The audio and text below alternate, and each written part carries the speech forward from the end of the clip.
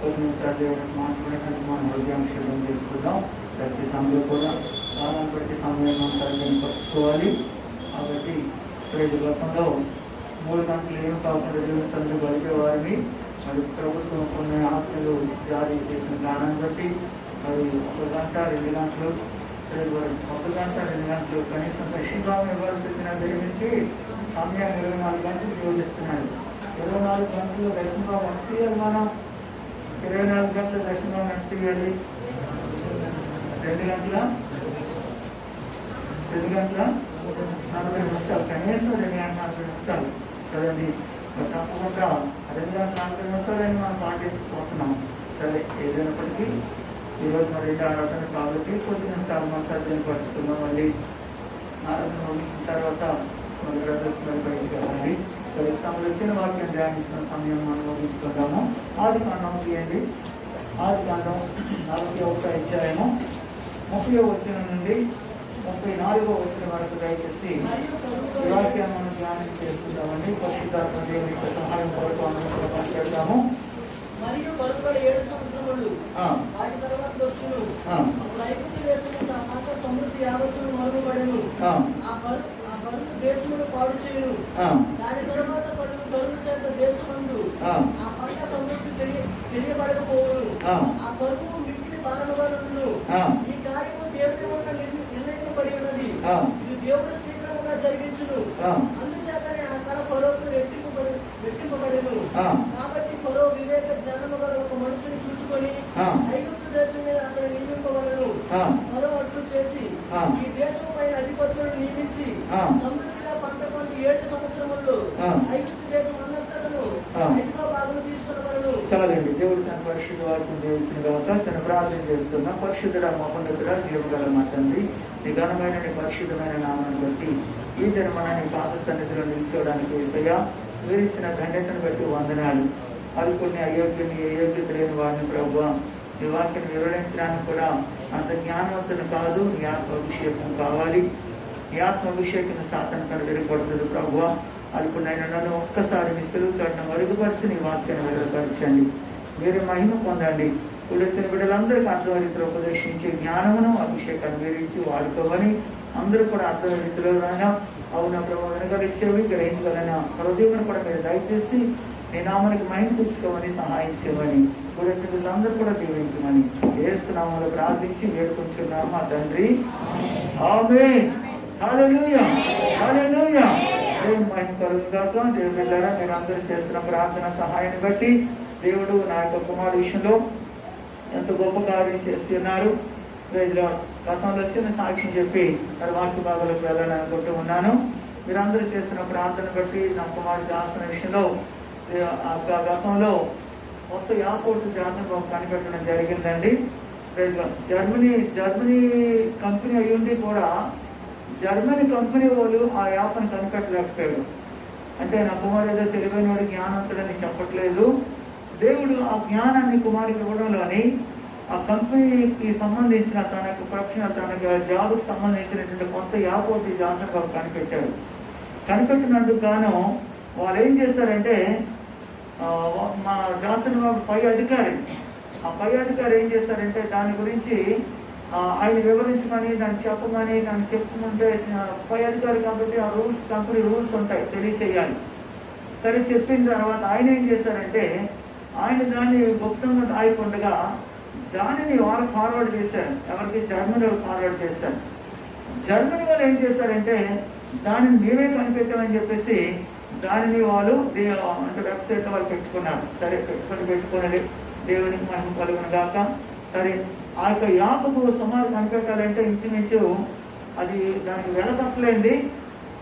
తక్కువైనా ఇంచుమించు 50 లక్షల నుంచి ₹1 విలువ చేసే యొక్క యాప్ అనమాట.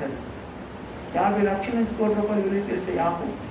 అయినప్పటికీ కూడా దేవునికి మహాపరపడి సర్లే నేను బాధపడక్కర్లేదు, దేవుడు చూసుకుంటారులే, నీ డ్యూటీ నువ్వు చేస్తావు.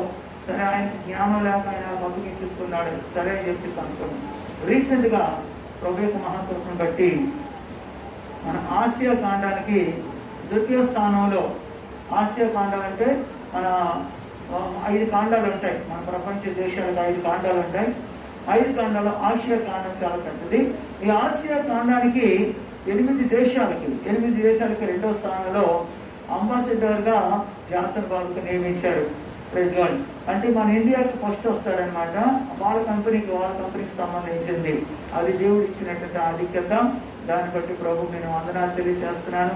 అయితే ప్రమోషన్ దేవుని చేతమైతే ఇప్పుడు కాలాన్ని బట్టి ప్రమోషన్ ఇవ్వడానికి ఇప్పుడు రూల్స్ లేవు. మధ్యలో జనవరిలో వాళ్ళకి ప్రమోషన్స్ రావాలి. కాబట్టి క్యాడర్ అప్పుడు పెరగవచ్చు. ప్రార్థన చేయండి. క్యాడర్ పెరిగినా పెరగకపోయినా దేవుడికి మహిమ కలగాలని ఆశ. Praise God. వాళ్ళు ఏదో వేస్తారో వాళ్ళు ఏదో చేస్తారని కాదు, దేవుని కొరకు ఉపయోగపడాలి. నేను ఒకటే ప్రార్థన చేస్తాను. యోసేపుని ఇవాళ దేవుని వాక్యం కూడా నాకు అదే ప్రేరేపించారు. యోసేపుని ఐగుప్తు దేశానికి వెళ్ళినప్పుడు యోసేపుని దేవుడు ఆస్వాదించాడు. ఐగుప్తు దేశాన్ని ఆస్వాదించాడు, పోతీఫరుని ఆస్వాదించాడు. నేను అదే ప్రార్థన చేస్తాను. దేవుని నామంలో నీతిమంతులైనటువంటి వారు ఉన్న స్థలంలో ఆ స్థలం ఆస్వాదించబడాలి. వారు ఎక్కడున్నప్పుడు కూడా ఆ కంపెనీ అవ్వచ్చు, ఆ ఫ్యాక్టరీ అవ్వచ్చు, లేకపోతే ఏదైనా కావచ్చు, ఆస్వాదించబడాలి. Praise God. ఆ విధంగానే దేవుని కృపను బట్టి 12 దినానికి కూడా ఢిల్లీ వెళ్ళడానికి ప్రోగ్రాంతో సహాయం చేశారు. ముందు వాళ్ళ యొక్క రూల్స్ ప్రకారం ఎయిర్పోర్ట్లో రాత్రి అంతా ఉండాలి. కానీ బిఫోర్గానే యాక్చువల్గా 2.5 గంటలు వైజాగ్ నుంచి ఢిల్లీ ప్రయాణం. 2.5 గంటలది గంట పావులో తీసుకెళ్ళిపోయాడు ఫ్లైట్ రాత్రి. అంటే బిఫోర్గా గంట ముందే వెళ్ళిపోవడం జరిగింది. అనుకుంటే ఇంకొంత గంట ముందే మీరు అందరూ చేస్తున్న ప్రార్థన సహాయాన్ని బట్టి మీ అందరికీ కూడా ప్రభు నామములో వందనాలు.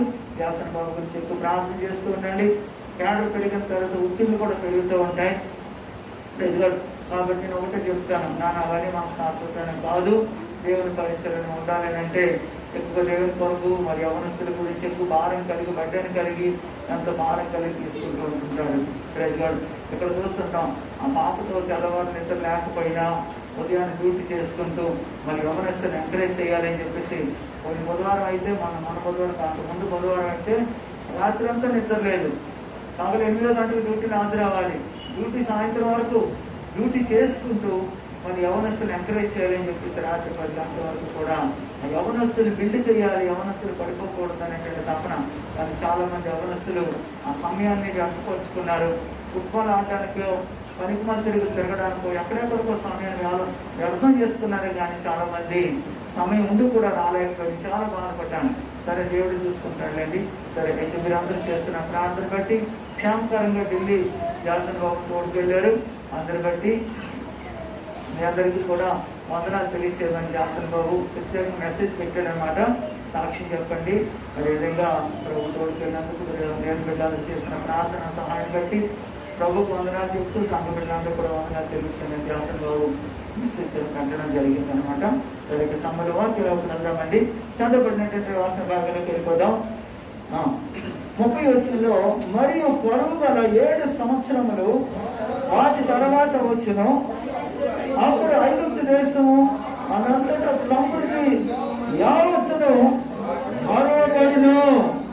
ఆ కరువు దేశమును పాడు చేయను. హల్లెలూయా. ఇదే బిడ్డలారా, ప్రస్తుత కాలంలో కరోనా వైరస్ వల్ల ఎంతో మంది వేల కొద్ది లక్షల కొద్ది జనాలు ఎగిరిపోతూనే ఉన్నారు. కరువు వచ్చేస్తుంది. ఒకవైపు భూకంపాలు, ఒకవైపు ఎక్కడెక్కడ పిడుగులు పడి చనిపోతున్నారు, ఒకవైపు యాక్సిడెంట్లు అయిపోతున్నాయి, ఒకవైపు విమానాలు కూలిపోతూ ఉన్నాయి, ఒకవైపు రకరకాల విపత్తులు దేశం సంభవిస్తూ ఉంది. పంటలు లేవు, అకాల వర్షాలు కురుస్తున్నాయి, దేశం పంటకు తగినంత దిగుబడి రావట్లేదు. ఇవన్నీ కూడా కరువులే. ఇంకా రాబోతున్న 7 సంవత్సరాల కరువు ఉందంట. అదేంటంటే దేశమును పాడు చేయను అంటున్నాడు. దేశమును పాడు చేయను. నెక్స్ట్ చదవండి. దాని తర్వాత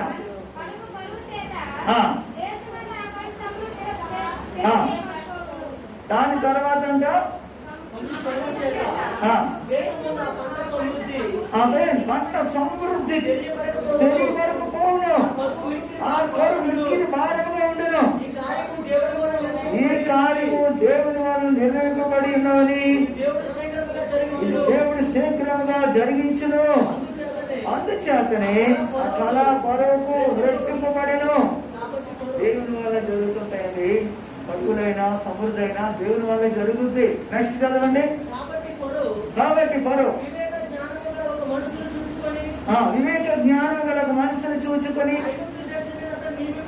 ఆమేన్. వివేక జ్ఞానం గల మనుషుని చూసుకోండి అయ్యా. ఐగుప్తు దేశం నియమించుకోండి. నెక్స్ట్ 36వ వచనం వెళ్ళిపోతానండి. కరువు చేత ఈ దేశం నశించుకోకుండా ఆహారం ఐగుప్తులో రాబో కరువు సంవత్సరములు 7ంటికి ఈ దేశమందు సమగ్రహముగా ఉంటుందని ఫరోతో చెప్పెను. ఆ మాట ఫరో దృష్టికి అతని సమస్త సేవకుల దృష్టికి ఎక్కువైందని కనుక అతను సేవకులు చూచి ఇతని వలె దేవుని ఆత్మగల మనిషిని కనుగొనగలమా అని అనెను. హల్లెలూయా. పిల్లారా, యోసేపు ఫలించడు కొమ్మ అని గర్తించిన దినాల్లో చెప్పడం జరిగింది. యోసేపు గురించి అతని యొక్క నమ్మకత్వాన్ని బట్టి దేవుడు అతనిని కరువు దేశంలో కరువు రాబోతున్న 7 సంవత్సరాల కరువులో ప్రజలు ఆ దేశాన్ని కాపాడబడడానికి నమ్మకము గల ఒక వ్యక్తిని, దేవుని ఆత్మ గల వ్యక్తిని మనం కనుగొనగలమా అని వారు ఐగుప్తు దేశంలో తన సేవకులందరినీ మీటింగ్ పెట్టి అతను అడిగినప్పుడు వాళ్ళందరూ నిజమే ఇతను లాంటి దేవుని ఆత్మ గల మనిషిని మనం కనుగోలేమని ఇతన్ని రాజుగా నియమిద్దామని చెప్పేసి అతన్ని రాజుగా నియమించడం జరిగింది. వీధులరా, ఎందుకు తెలుసా? రాబోతున్న కరువులో నిన్ను రక్షించడానికి నమ్మకము గల వ్యక్తిని దేవుడు ఏర్పరచుకున్నాడు. నమ్మకము గల వ్యక్తి ద్వారా దేవుడు ఆ దేశాన్ని కాపాడాలనుకుంటున్నాడు. నమ్మకత్వాన్ని బట్టి దేవుడు పోషించాలనుకుంటున్నాడు. నమ్మకత్వాన్ని బట్టి ఇశ్రాయేలు ప్రజలందరినీ కూడా ఐగుప్తులందరికీ కరువే, అది మిక్కిలి భారమే, కానీ ఇశ్రాయేలు ప్రజలకి అది దీవెన. ఇశ్రాయేలు ప్రజలకు అది ఆశీర్వాదం చేయాలని దేవుని ఉద్దేశము. అందుకే ఐగుప్తు దేశానికి నమ్మకము గల ఆ యొక్క యోసేపుని దేవుడు నడిపించాడు. ప్రియమిత్రులారా, నమ్మకము గల వ్యక్తి. ఎంతో మంది ఐగుప్తుల నమ్మకస్తులు ఉండవచ్చు, కానీ అతని వల్ల నమ్మకం కాదు. అతని వల్ల నమ్మకస్తులు లేడేమో. కనుక దేవుని బిడ్డలైనటువంటి మనము నమ్మకముగా దేవుని దృష్టిలో నమ్మకం కనబడినప్పుడు నీ ద్వారాగా దేవుడిని ఆస్వాదిస్తాడు. ఉదయకాల సమయంలో కీర్తన మనం ధ్యానించాము. 6వ వచనం చెప్తున్న మాట ఒకసారి చదవండి. కీర్తన గ్రంథం 106వ వచనం. నా యొక్క నివసించినట్లు దేశంలో నమ్మకము గల వారిని కనిపెట్టించున్నాడు. అసలు హల్లెలూయా. దేవుని యొక్క నివసించినట్లు నమ్మకం గల వ్యక్తిని కొరకు దేవుడు కనిపెడుతున్నాడంట. నెక్స్ట్ చదవమా. నిర్దోష మార్గం నడిచేవారు నా పరిచారకులు అమ్ముతారు. మోసం చేసేవాడు నా ఇంట నివసించరాదు. మోసగించేవాడు, మోసపుచ్చేవాడు నా ఇంట నివసించరాదు. ఎవరు మోసగిస్తారండి? మోసం చేసేవాళ్ళు ఎవరు? ప్రైజ్గా మోసం చేసేవాళ్ళ గురించి దేవుడు చెప్పట్లేదు. ప్రైజ్గా నమ్మకం గల వ్యక్తి ద్వారా దేవుడు ఆస్వాదించాలని కోరుకుంటున్నాడు. నమ్మకత్వాన్ని బట్టి దేవుడిని పోషిస్తాడు. కరువు ఉన్నా సరే 7 సంవత్సరాలు కాదండి, 70 సంవత్సరాల కరువు నీ దేవుడిని పోషిస్తాడంటే. మొదటి రాజుల గ్రంథంలోకి వెళ్ళిపోతే చూడండి, ఒక 1 గంటల దేవుని వాక్యం మనం ముగించుకోవడం సిద్ధపడతాం. మొదటి రాజుల గ్రంథం 17వ అధ్యాయము 1వ వచనం చదవండి. తిష్బీయుడైన ఏలీయా అహాబునొద్దకు వచ్చి యెహోవా సన్నిధిలో నేను నిలబడి ఉన్నాను. ఆ జీవముతోడు ఇశ్రాయేలు దేవుని జీవముతోడు నా మాట ప్రకారము కాక ఈ సంవత్సరంలో మంచైనను వర్షమైనను పడదని. ఆమేన్. ఆ సంవత్సరం మంచైనా వర్షమైనా పడదని ప్రకటించిన తర్వాత కరువు సీదోను ప్రాంతానికి అక్కడ దైవజనుడు అక్కడ ఏలియాని పంపిస్తాడు. 4-5 వచనాల నుంచి మనం కంటిన్యూగా చేస్తున్నట్లయితే అక్కడ దైవజనుడికి అక్కడ మొదలు అక్కడ చూడండి, అక్కడ ఆకు దగ్గరికి వెళ్ళిపోయి అక్కడ ఉండు, అక్కడ నేను కాకులకు ఆజ్ఞాపిస్తాను, వరివే కాకుల ద్వారా పోషిస్తానని చెప్పేసి అన్నాడు. అక్కడ అయిపోయింది. కాకుల ద్వారా ఉదయం సాయంకాలం కాకుల ద్వారా ఆహారం ఇచ్చిన తర్వాత 10వ వచనం దగ్గరికి వెళ్ళిపోతారండి.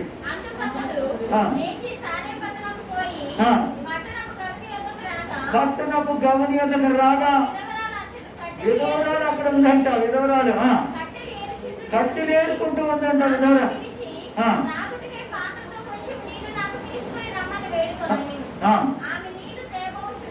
చూడండి, కరువు అయితే అక్కడ ఉంది, సారంగా కరువు ఉంది.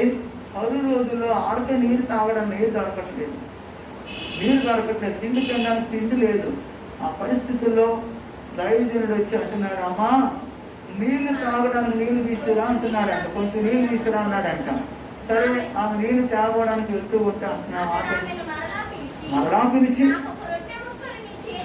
ఏంటండి రొట్టె ముక్క తీసుకురా అని అడుగుతున్నాడంట ఆయన. ఏమన్నా బుర్రబుద్ధి పని చేస్తుందా ఈయనకి అనుకుందాం మనం అయితే అడగం. ఇదేంటి కరువు ఎటు చూసినా కరువే. ఈ సేవకుడికి బుర్ర పని చేయలేదేమో, మతి పోయిందేమో, మతి ప్రేమించిందేమో, అసలు తినడానికి తిండి లేదయ్యా బాబు. నూనె పట్టెడు నూనె, గుడ్డిలో కొంచెం నూనె ఉంది, పట్టెడు పిండి ఉంది, అంత మంచి ఇంకేం లేదు. ఇదిగో కట్టెలు కూడా లేకపోతే ఈ ప్రాంతంలో కట్టెలు ఏడుకొని నా కొడుకు నేనేదో అప్పం చేసుకొని తిని చనిపోదామని అనుకున్నామయ్యా, ఇలాంటి రెట్టు తెమ్మంటావు మాకు అని చెప్పేసి హృదయంలో వేదన బాధ ఉండొచ్చు. కానీ వెంటనే దైవజనుడు అంటున్న మాట ఏంటి తెలుసా? ఖండించేనా?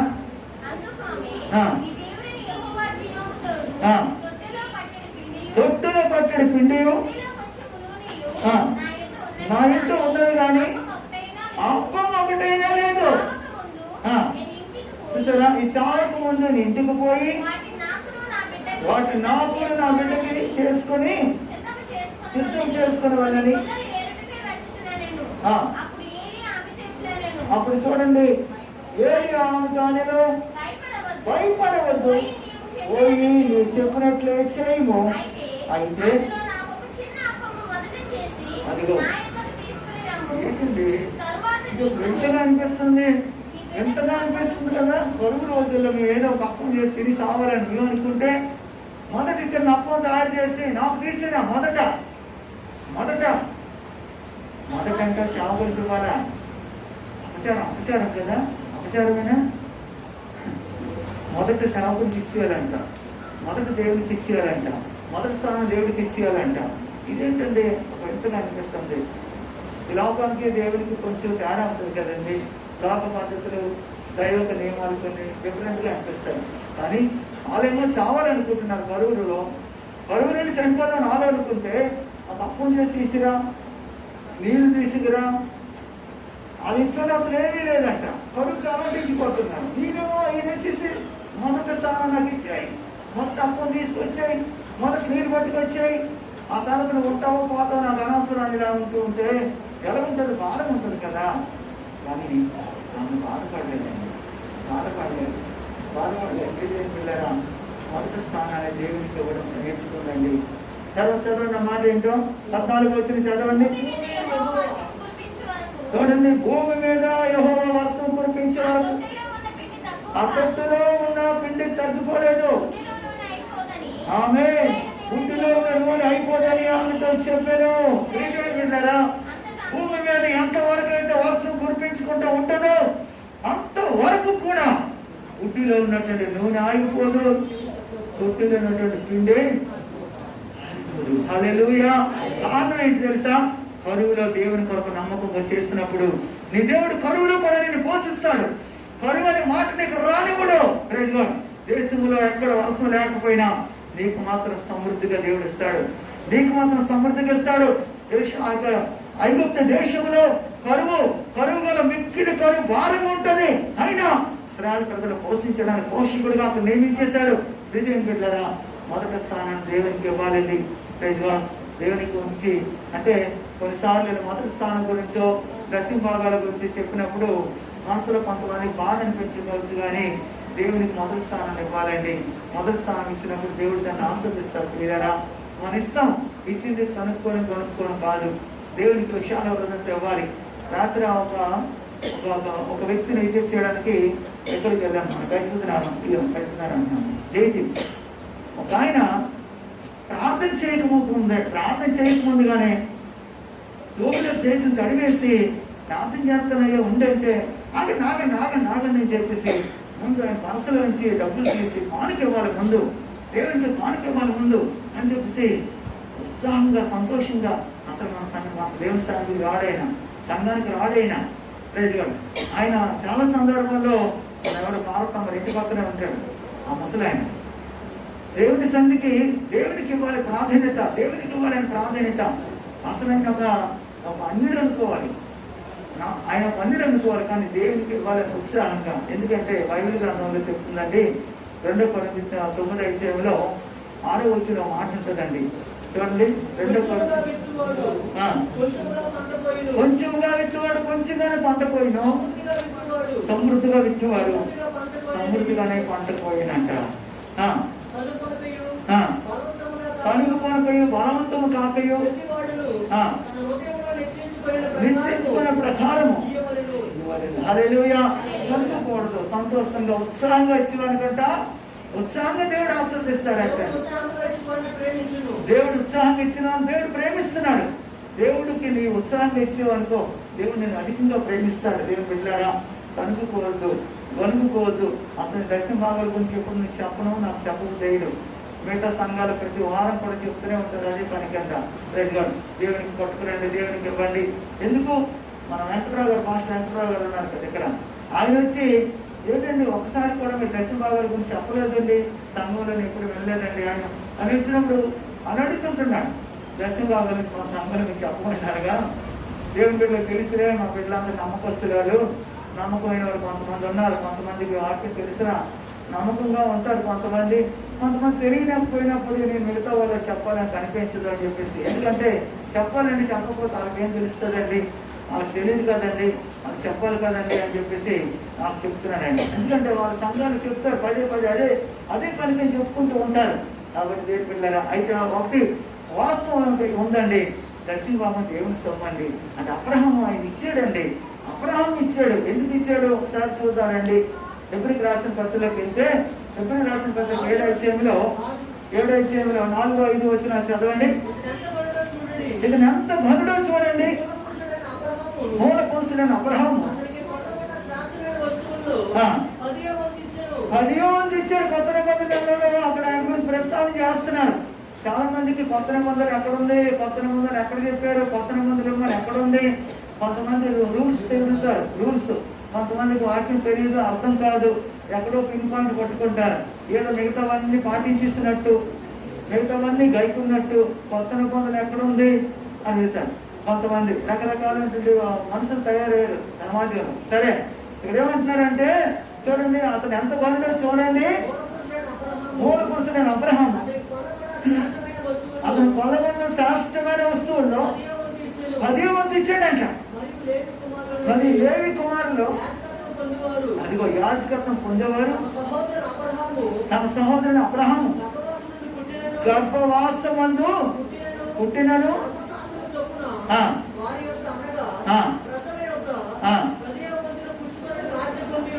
అదిగో ప్రజల యొద్ద 10వ వంతు పుచ్చుకోవడానికి ఆజ్ఞ పొందాడు. అబ్రహాము గర్భవాసమున పుట్టడానికి అంట.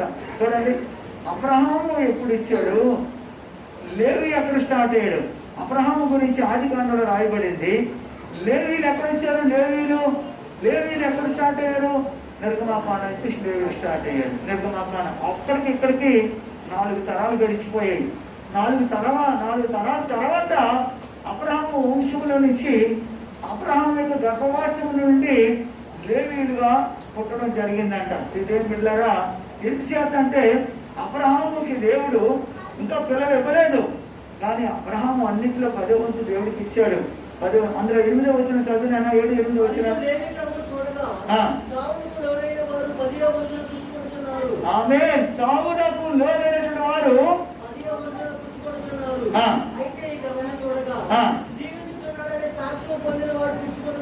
ఆమేన్.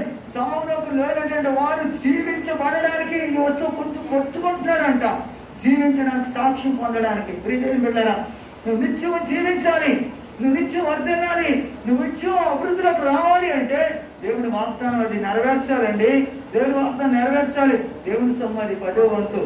ఒక లేవికాండం 27:30 చదివితే అందుకు తెలియజేయబడుతుందండి. దేవుని సొమ్ము చూడండి, వృక్ష ఫలములేని భూఫలములన్నిటిలో యెహోవా సొమ్ము. నీ సొమ్ము కాదండి, నీ సొమ్ము కాదు, పాస్టర్ గారి సొమ్ము కాదు, బ్రదర్స్ సిస్టర్స్ సొమ్ము కాదు. దైవ భాగం దేవుని సొమ్ము. అది నీది కాదు, నాది కాదు, దేవుని సొమ్ము. అంటే దేవునికి దేవుని సొమ్ములో పెట్టాలి. పాస్టర్ గారికి ఇచ్చాక పాస్టర్ గారు గొప్పడైపోతాడు, పాస్టర్ గారికి ఎందుకు ఇవ్వాలి, అని మనసులో కఠిన చేసుకుంటాం కొన్నిసార్లు. ఆస్తికడికి నాకే తీసుకుంటారు. మీ దశమ భాగాల గురించి నేను ఇక్కడ నా గుణమని వదిలిపెట్టేసి ఇక్కడ రాలేదు. దేవుని సేవ చేయడానికి వచ్చి నేనాడు మీ దశమ భాగాలు మీ చేతులు నేను చూడడం తెలియరా చెప్పాలి కాబట్టి చెప్తున్నాను. దశమ భాగాల గురించి ఇంచుమించు ఒక సంవత్సరం అంత అయి ఉంటుంది నేను చెప్పుకుంటాను. మెసేజ్ సంవత్సరం కాలం గడిచి ఉండొచ్చు. ప్రజలు ఈ సంవత్సరం నాకు తెలిసి ఈ సంవత్సరం దశమ భాగాల గురించి ఎప్పుడు నేను చెప్పలేదు అనుకుంటున్నాను. నాకు చూడండి, ఇందులో ప్యాడ్లో చూసుకోండి. దశమ భాగాల గురించి చెప్పి నాకు మైండ్లో పెట్టుకొని అసలు ఎంచేత దేవుడికి దేవుడు మిమ్మల్ని దీవించాలి, దేవుడు మిమ్మల్ని ఆస్వాదించాలి. నేను మీ దగ్గర దాచిపెట్టానా? నేను మిమ్మల్ని అడగడానికి, మీ చేతులంతా చూడడానికి నేనేదో దేవుని సేవకు వచ్చాను. మీరు వర్దల్లాలి, మీరు ఆస్వాదించబడాలి, మీరు దీవించబడాలి. ఇది నా ఆశ. ఎప్పుడు కూడా మీ నుంచి నేను కోరుకోను. ప్రజగాను మీరు ఇచ్చినా నేను అడగను, ఇవ్వకపోయినా నేను అడగను. ఎందుకమ్మా ఇవ్వలేదని అడగను. ప్రజగాను కాకపోతే మీరు తీసుకున్న నిబంధన దాన్ని ఫెయిల్ అయ్యారనుకో దెబ్బతింటారు, లాస్ అవుతారు. అది నా ఉద్దేశం. అందు గురించి మొదటి స్థానాన్ని దేవుడికి ఇవ్వాలంటండి. అదేంటంటున్నారంట దేవి కాండలో 27 అధ్యాయం మనం చూసాం. 30 నుంచి 32 వరకు చదివితే భూఫలములన్నిటిలో దశమ భాగం యెహోవా సొమ్ము. అది యెహోవాకు ప్రతిష్ఠించి చేయాలంటే ఆ దేవుని సొమ్మును దొంగిలించవద్దు. దాంట్లో దేవుని సొమ్మును దొంగిలించడం లేదు. మోక్షం చేయాలి, అందుకు మోసం చేసేవాడు నా ఇంత నివసించరాదు. ప్రజలు కొంతమంది ఏం చేస్తారంటే దశమ భాగం ఇస్తామని అనుకుంటారు. కొంతమంది భాగం ప్రజలు అందులో కొంత నాకు దొంగిలించేస్తూ ఉంటాడు. దానివల్ల మీకు ఆశీర్వాదం రాదు. తీయలేరా? నేను వాస్తు అని చెప్తున్నానండి. ఈ లోకంలో మనం సంపాదించాలనుకుంటాం కానీ దేవుడు దానికి గురువులు పెట్టించేస్తాడు. ఇప్పుడు చూడండి, 6 రోజులు నిర్గమాకాండ 16 వెళ్తే అక్కడ 6 రోజులు మీరు సమకూర్చుకోండి, 7వ దినానికి మాత్రం మీరు సమకూర్చుకోవద్దు, విశ్రాంతనం అని చెప్పేసి చెప్తే ఆ 6వ రోజుకి 200గా సమకూర్చుకున్నారు. మోక్ష మాట వెళ్ళలేదు. ఉదయం వరకు దానిలో దాచుకున్నారంట. పురుగు పట్టి మప్పు కొట్టేసిందంట. చూసారా? తర్వాత మళ్ళీ మోషి చెప్పినట్టు చేశాడు. అదే ఆ ప్రజలే మళ్ళీ సేవకుడు చెప్పినట్టు చేశాడు. ఆ ప్రజలే మోసాలు దాన్ని ఆస్వాదించాడు. ఉదయం వరకు దానిని ఉంచుకొని పంపు పట్టలేదు, దాన్ని పురుగు పట్టలేదు. కారణం ఏంటి? మాటగా విధేయత అవిధేయతలో ఉన్న తేడా చూసారా? అవిధేయత చూపించినప్పుడు కంపు కొట్టింది, విధేయత చూపించినప్పుడు దేవుడు దాని మీద కంపు రానివ్వలేదు. కారణం ఏంటి? దేవుని మాట ప్రకారం చేసినప్పుడు దేవుడు ఆస్వాదిస్తాడు. వెళ్ళారా? దాన్ని మనం దొంగిలిస్తాము, దానివల్ల దానికి మీకు లాసు. మీరు సమకూర్చుకోవాలనుకుంటారు. కొంతమంది ఉంటారు దశమ ఇచ్చేస్తున్నాను అంటారు. ఇప్పుడు నెలలో వచ్చింది దాంట్లో పింఛన్ ఉంది అనుకోండి. సపోజ్ 2,500 ఇచ్చారు అనుకోండి. అందులో 200 తీసుకొస్తారు. మరి మిగతా 25 రూపాయల గురించి లెక్క ఉండదు. దానికి 25 రూపాయల గురించి లెక్క ఉండదు. కొంతమంది వాళ్ళు దోషం చెప్తారు. నేను అడగను వాళ్ళు ఎంత ఇస్తే అంతే. ఈ చేయికి ఇచ్చింది, ఈ చేయికి తెలియకూడదని వాక్యం పెట్టాలి. ఎంత ఇచ్చినా పాకెట్లో పెడతాను. ఎంత ఇచ్చారైనా చూస్తే లెక్క పెట్టాను, నేను ఎంత పెట్టాను. 200 తీసుకొచ్చి ఇస్తారు. 225 ఇవ్వాలి. యాక్చువల్గా 200 తీసుకొచ్చి ఇస్తారు. మరి అది పనులు చేసిన దాంట్లో మరి దర్శన భాగం తీరండి. పనులు చేస్తారు కదా, అందరూ మన దర్శన భాగం తీరు. అది లెక్కలోకి రాదు. మరి చూసారా? మన పంటలు ఇచ్చిన దాంట్లో అది మన లెక్కలోకి రాదు. అది దేవునికి ఇవ్వకూడదు. సపోజ్ వాళ్ళ పిల్లలకి ఏమైనా స్కూల్ నుంచి వచ్చాయనుకోండి, గవర్నమెంట్ నుంచి వచ్చాయనుకోండి, ఈ పథకాలు ఇచ్చారనుకోండి జగన్మోహన్ రెడ్డి, మళ్ళీ అందులో మన దర్శన భాగం మరి దేవునికి ఇవ్వకూడదు. అది ఊరికి వచ్చేసిందేమో మరి ఏంటో, అది దేవుడు ఇచ్చింది కాదా? ఆ దేవుడు మీకు అది ఆదాయం కాదా? ఏమంటే శాంతిగా అందులో ఏమంటారు తెలుసా? శాంతిగా నీ రాబడి అంతట్లో అన్నాను. నీ రాబడి అంతట్లో దేవునికి ఇవ్వాలి. 9 చూడండి 3 అధ్యాయము శాంతిగా 3 అధ్యాయం 9 వచ్చిన చదవండి.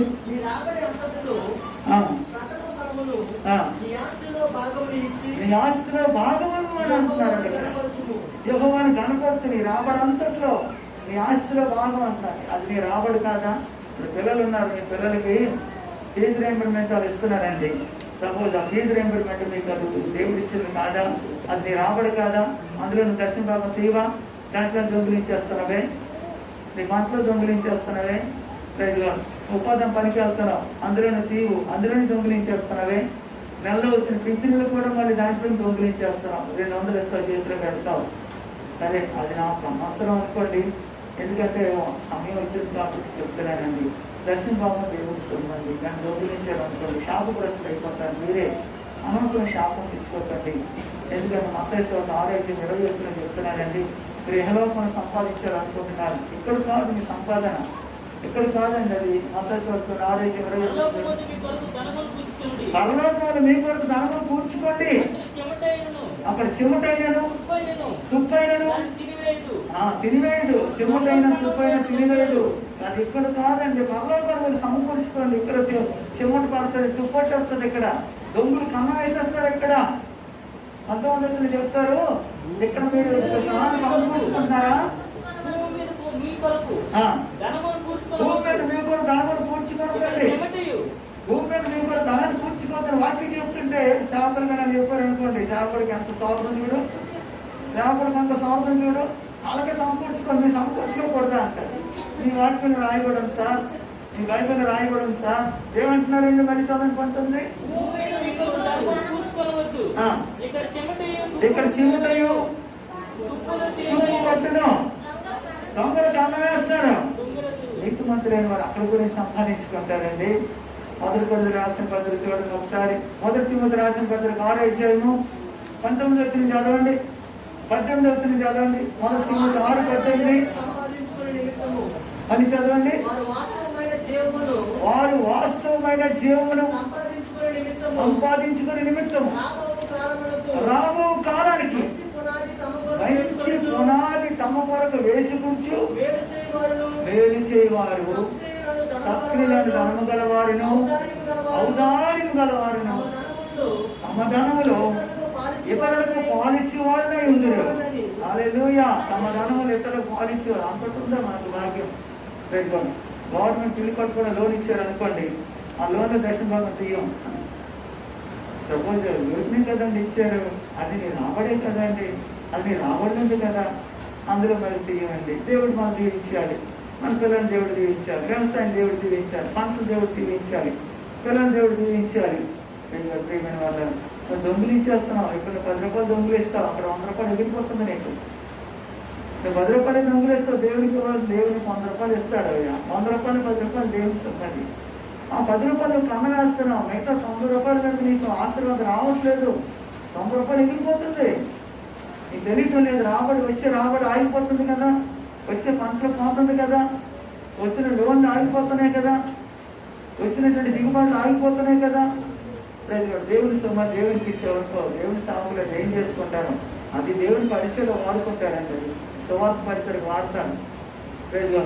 కొత్త ఆత్మ గురించి వాడతారు. సో కొంతమంది పేదవాళ్ళ గురించి వాడుతూ ఉంటారు, దేవుని మందిర ఉపకరణాలకు వాడుతూ ఉంటారు. అది దేవుని సొమ్మది, ఆ దేవుని పరిచయం వాడుకుంటారు. దానికి దేవునికి సొమ్మును దొంగిలించి వారు ఉండకూడదండి. నమ్మకం ఉన్న వారికి దేవుని మెండగా పెరుగుతాయండి. ప్రజలు దేశకులన్నింటిలో నమ్మకం ఉన్నాడండి. దేశంలో ఐగుప్తుని దేవుడు జీవించాడండి. నమ్మకస్తుని దేవుడు ఎప్పుడు విడిచిపెట్టాడండి. దేశంలో ప్రతి ఉదయం కనపడతాడు. నమ్మకస్తుని దేవుడు ఆశ్రదించాలని, నమ్మకస్తుని దేవుడు దీవించాలని, నమ్మకమైన వాడిని దేవుడు వర్ధలింప చేయాలని. నీ నమ్మకత్తను బట్టి దేవుడు నేను ఆశ్రదిస్తాడు. నువ్వు విత్తిన దాన్ని బట్టి నీకు పంట జరుగుతుందండి. నువ్వు విత్తిన దాన్ని బట్టే ప్రజలు దేంట్లో నమ్మకం ఉన్నావు, ఆ నమ్మకాన్ని బట్టి నీ దేవుడు నేను ఆస్వాదిస్తాడు. నువ్వు పంటలో నమ్మకం ఉన్న పంటని దేవుడు ఆస్వాదిస్తాడు. నీ ఉద్యోగులు నమ్మకం ఉన్న ఉద్యోగులు దేవుడు నేను ఆస్వాదిస్తాడు. నీ వ్యాపారంలో నమ్మకం ఉన్నావు, నీ వ్యాపారంలో దేవుడు నేను ఆస్వాదిస్తాడు. నువ్వు చేసే పని పట్ల నమ్మకం ఉన్నావు అనుకో, అందులో దేవుడు నేను ఆస్వాదిస్తాడు. దేవుడు నేను అందులో అభివృద్ధి పరుస్తాడు. ప్రజలు పనులు దొంగిలించేస్తావు, వచ్చిన పంటలో దొంగిలించేస్తావు, వచ్చిన ఫీజు రియంబర్మెంట్లో దొంగిలించేస్తావు, వచ్చిన పథకాల్లో ఆ బడి పిల్లలకి ఇచ్చిన పథకాల్లో దొంగిలించేస్తావు, అన్నిట్లో దొంగిలించేస్తున్నావు. నువ్వు ఎలా దేవుని దగ్గర మోసగాడు కాదా? మోసగాడు నా ఇంత నివసించరాజని వాక్యం చెప్తుంది కదా. నమ్మకస్తుడు వేనా నువ్వు, నమ్మకస్తురాలు వేనా నువ్వు? ఆలోచించుకోండి. ఈ రావడంతో దేవుని దశభాగం ఇవ్వాలి కదా. ప్రేజ్ దేవుని సొమ్ము కదా. ఆ దశభాగం నువ్వు ఎందుకు దొంగిలించాలి? యెహోవా సొమ్ము నీకు భయం ఇట్లేదా? యెహోవా సొమ్ము దొంగిలించి ఏటందుకు గొప్పడు అయిపోతావు? యెహోవా సొమ్ము దొంగిలించి ఏటందుకు గొప్పదాన్ని అయిపోతావు? యెహోవా సొమ్ము దొంగిలించి నువ్వు ఏటంత నీతిమంతుడు నీతిమంతురాలు అయిపోతావు? మోసగాండ్రుగా పేరు పిలవద్దు, శాపగ్రస్తులుగా పిలుచుకోవద్దు. దేవుడు శాపగ్రస్తులుగా ఉంచలేదు మనలను. శాపాన్ని కొట్టివేసి ఆ దరిద్రాన్ని తీసివేసేసి మన ధనవంతులుగా చేరని మన దేవుడి ఉద్దేశంలో ఉంటే నువ్వు తిరిగి దరిద్రుడిగా శాపగ్రస్తుడిగా మారాలని నువ్వు కోరుకుంటే అది నీ ఇష్టం, అది నీ ఇష్టం. వాక్యం నీకు ఉంది, వాక్యం తెలియచేయబడింది, వాక్యం నీకు ప్రకటించబడింది. కాబట్టి రాబోతున్న 7 సంవత్సరాల పరివులో నమ్మకస్తులు ఇతర వలె నమ్మకస్తులు మనం దేవుని ఆత్మ గల మనుషులు మనం కనుగొనగలమా అని ఆ దేశాన్ని అతనికి అప్పగించారండి. ఆ దేశాన్ని అప్పగించారు. నిన్ను నన్ను కూడా దేవుడు నీ నమ్మకత్వం బట్టి దేవుడు నన్ను అనేకమైన బలా నమ్మకమైన మంచి దాసుడా, నువ్వు కొంచెంలో నమ్మకం ఉంటే కనుక అనేకమైన వాటి మీద నీకు అధికారం ఇవ్వబడిందని అన్నాడు. నీ నమ్మకత్వం బట్టి నీకు ఆశ్రదిస్తాను. నువ్వు నమ్మకత్వం బట్టి నువ్వు వర్ధలుతూ ఉంటావు. నీ నమ్మకత్వం బట్టి రాబోతున్న కరువులు కూడా దేవుడు నేను పోషిస్తాడు. సారిపోతే విధవరాలు ప్రజలు విధవరాలు వ్యాపారం చేసి సంపాదించుకునే శక్తి లేదు, వ్యాపారం చేయడానికి కూడా కరువే. అలాంటి పరిస్థితుల్లో విధవరాలు ప్రజలు నమ్మకత్వం చూపిందండి. విధవరాలు నమ్మకం చూపింది. ఆ నమ్మకత్వాన్ని బట్టి దేవుడు ఆమెను ఆస్వాదించాడు. ఎంతవరకు? భూమి మీద వర్షం కురిసేంత వరకు కూడా ఆమె తిండి ప్రజలు గుడ్డులో పట్టిన నూనె ఆగిపోలేదు, ప్రజలు పట్టిన పిండి కూడా ఆగిపోలేదంట. కంటిన్యూ ఎన్ని రోజులు పడితే ఎన్ని సంవత్సరాలు పడితే అన్ని సంవత్సరాలు పోషించబడింది. కడువని మాట్లాడుతున్న దేవుని ఆస్వాదిస్తాడు. దేవుని మాటకు విధేయ చూపించి దేవుని ఆశీర్వాదం పొందుతున్న వారు కలరు. దేవుని మాటకు అవిధేయ చూపించి శాపం తెచ్చుకునే వారు కూడా కలరు. కాబట్టి రాబోతున్న కరువులు ఉన్నప్పటికీ కూడా ఆ కరువులో కూడా దేవుని పోషించాలంటే దేవునికి ప్రథమ స్థానాన్ని ఇద్దాం. మీ సమయంలో ప్రథమ స్థానం, మీకు వచ్చిన ఆదాయంలో ప్రథమ స్థానం. కొంతమంది ఏం చేస్తారంటే ఈ నెల వచ్చింది అనుకోండి, ఈ నెల ఆపేసి 10 నెలల వరకు కూడబెట్టేసి అప్పుడు ఇద్దాం అనుకుంటాడు. అది కూడా కరెక్ట్ కాదండి. అది కూడా కరెక్ట్ కాదు. ప్రథమ స్థానం ఎక్కడైంది? అది ప్రథమ ఫలం ఎక్కడైంది? అది ప్రథమ స్థానం కాదు. మొట్టమొదటి నీకు వచ్చిన ఆదాయంలో పక్కన పెట్టేయి. దేవుడి సంపాదన పక్కన పెట్టాయి. నాకు 10 రూపాయలు వచ్చిందనుకో రూపాయి పక్కన పెట్టేస్తాను. 100 వచ్చిందనుకో 10 రూపాయలు పక్కన పెడతాను. 10,000 వచ్చిందనుకో 1000 రూపాయలు పక్కన పెట్టేస్తాను. ఆ దేవుడి సొమ్ము తీసి పక్కన పెట్టేసి నాకు ప్రత్యేకమైనటువంటి ఒక స్థానం నిర్ణయించాను. ఆ స్థానంలో ఉంచేస్తాను. దేవుని సేవకులకి నేను వెళ్ళినప్పుడు దాన్ని పంపిస్తాను. అది 1000 అవని 10,000 అవని 1,00,000 అవని నాకు అనవసరం. అది ఎంతైనా సరే నాకు అనవసరం. అది తీసి పక్కన పెట్టేస్తాను, సేవకులకి పంపిస్తాను. Praise God. ఎందుకంటే దేవుడిది, యాజకులది దశంభాగం. Praise God. దాంట్లో ముట్టుకొని దొంగిలించి నేనే శాపగ్రస్తుని అవ్వాలి. Praise God. అందుచేత ప్రతి ఒక్కరికి నమ్మకంగా ఉండండి. అందరూ నమ్మకస్తులే, కానీ కొన్నిసార్లు ప్రశ్నార్థానం చేస్తారని మీకే చెప్తుంటారు. రావాల్సిన ఆశీర్వాదం ఆగిపోతుంది. దానివల్ల అర్థం చేసుకోండి. నెక్స్ట్ పంట అయినా ఉద్యోగాలైనా దేవుడు మమ్మల్ని ఆస్వాదించాలంటే దాంట్లో నమ్మకం ఉండండి. ఈ నెల వచ్చింది, ఈ నెలలో తీసేయండి. మీకు కష్టమే, అప్పు ఉంది, బాధ ఉంది, కష్టం ఉంది, నాకు తీసేయి. దేవుని సొమ్ము తీసేయి. ఎప్పుడు 3 నెలలకో 4 నెలలకో 5 నెలలకో కలిసిస్తానని అనుకోవద్దు. ప్రయత్నం అలా చేయడం కూడా దెబ్బతింటాను. దేవుని వాక్యం చెప్తుందండి. అదే లేవి కాండంలో ఒకవేళ నువ్వు దాన్ని ఖర్చు చేసావనుకో దాంట్లో 5వ వంతు 10వ వంతు 20వ వంతు కల్పిస్తే ఇవ్వాలంటది. అలాగే ఇస్తాం మనం, ఇవ్వము. అలా చేయమలేను కదా. అది దేవుని సొమ్మండి, అది మీ ఇష్టం. అది మీరు ఎలా చేసుకుంటారు నాకు అనవసరం. నేను చెప్పాల్సిన వాక్యం చెప్తున్నాను. కాబట్టి నమ్మకమైనటువంటి వారికి దీవెనలు విందుగా కలుగుతాయి. అందరూ కూడా కళ్ళు మూసుకోండి, ప్రార్థన చేసుకోండి. దేవుడు కుటుంబానికి ఆస్వాదించిన కాక.